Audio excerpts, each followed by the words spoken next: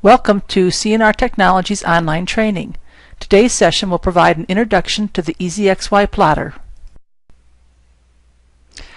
The new EasyXY is a .NET-based plotting utility integrated directly into our two graphical user interfaces, Synapse and Thermal Desktop. Although new to Thermal Desktop with version 5.3, EasyXY has been in use with Synapse since 2008.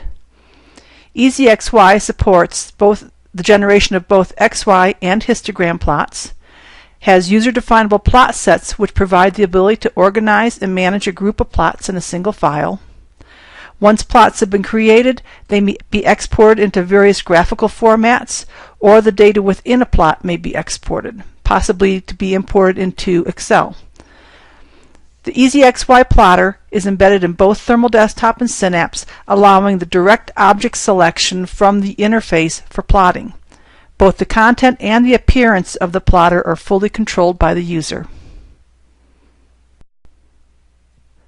EasyXY supports the plotting of data stored in Syndafluent save files and Thermal Desktop databases. New with version 5.3 is the ability to plot text-based data files. Plotting from multiple sources is also supported. Within a single plot, source files can be any combination of save files, Thermal Desktop databases, or text files.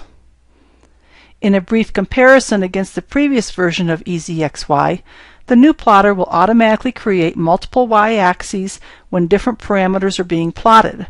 For example, if plotting nodal temperatures and fluid pressures, two y-axes will be created, one for temperature and one for pressure. The ability to add data scaling or conversions is now available at both the series level and the source file level. Additionally, the association of a series to a source file is now independently controlled for each series.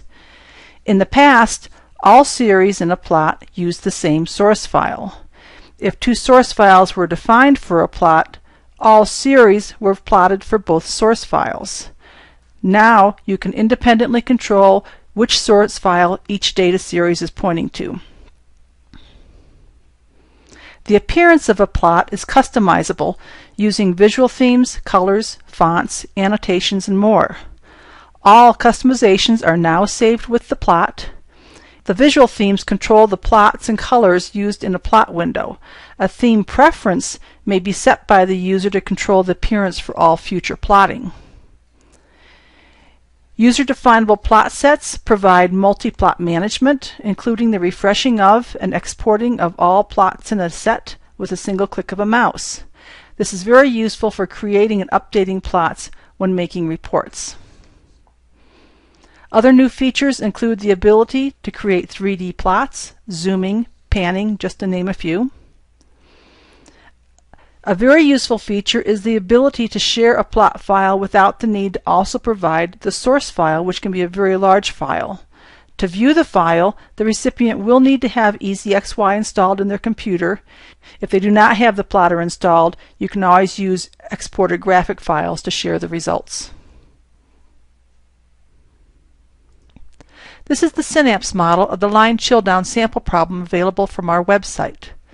The model is currently set to post-process thermal nodes for temperature, fluid lumps for pressure, and heat transfer ties for the heat rate through the tie. I will window a cross-section through my network diagram capturing a lump, a tie, and a node. Next, I simply click my plot icon, and my plot will be created.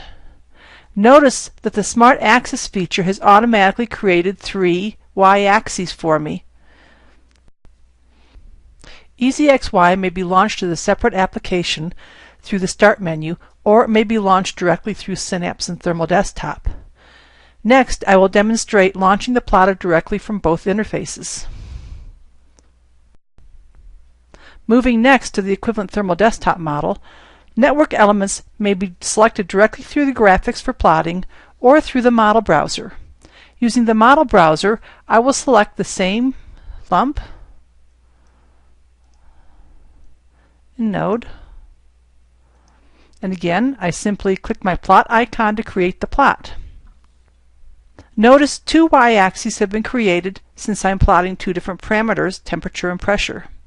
The results of this model are slightly different than the Synapse model since the two models use different working fluids.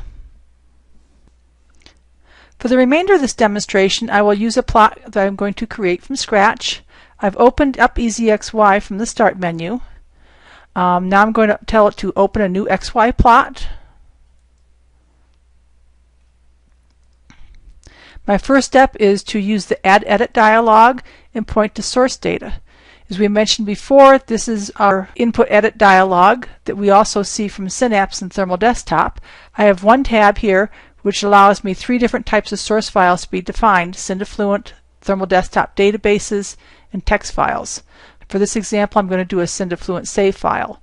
I come over to my first line and I click the Browse button, and I will select the save file from the Syndafluent sample directory.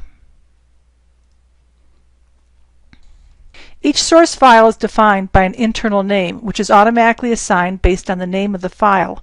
However, this can be changed by the user. Internal names are used to map each series in a plot to a source file. Once the plot's been created, the source file can be changed by simply pointing this internal name to a new save file. The internal name is also useful when creating a plot template for future plotting. In this situation, I may define the internal name as hot case or cold case, or BOL for beginning of life and EOL for end of life. Or perhaps I may have two save files with the same name in different directories which I want to compare, and in that case I need to create unique internal names for both of them. The internal names will provide a new level of control for the user compared to the old EasyXY. Once the source files have been identified, the data content of the chart may be defined. If the source files are Syndafluent save files, use the Syndafluent Plot Manager tab. If you are plotting from a Thermal Desktop database, use the Thermal Desktop Plot Manager. If text files are being used, all data in the source file will be plotted. The Syndafluent Plot Manager window has two areas. The Series Selection area is used to select data to be plotted, and the Selection Table, which displays the properties of each series. To select content, use the pull down and select your save file. In this case, I only have one. Then we move to the model tree, and we can expand the tree, define the submodel and the network element type we would like to plot. In this case, I'll plot paths, and I'll select a few paths. Then you can come over to the Select Data Type to Plot, and this provides a list of all the parameters associated with a path that can be plotted. I will go ahead and select flow rate, which is the default, and then I come over and I click on Add Selections to the table. At this point, I could go ahead and click OK and finish my plot, but while I'm here, I'd like to point out a few other options. The X-axis tab allows us to change the X-axis parameter. By default, it's going to be time. I can set it to loop count, I can set it to record number, I can set it to be a processor variable, where I can browse again and find the variable, or I could set it to be a register.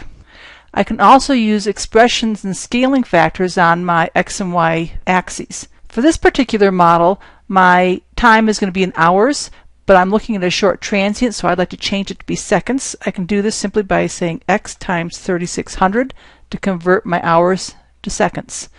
I can apply this expression to everything in the plot. I can apply it to any particular save file, or I can actually select various rows in the grid down below and select it to just those grids.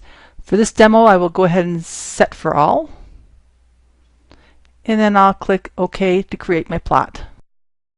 Plots can be customized. Please note the distinction between editing the content of a plot and customizing the appearance of a plot. The content, such as the data to be plotted, y-axis usage, and axis expressions, is controlled through the Plot Manager, which we can re-access through the Add Edit icon. The appearance of a plot, such as titles, fonts, colors, and series visibility, are all controlled via the Customization dialog, which can be accessed by clicking on the Customization icon.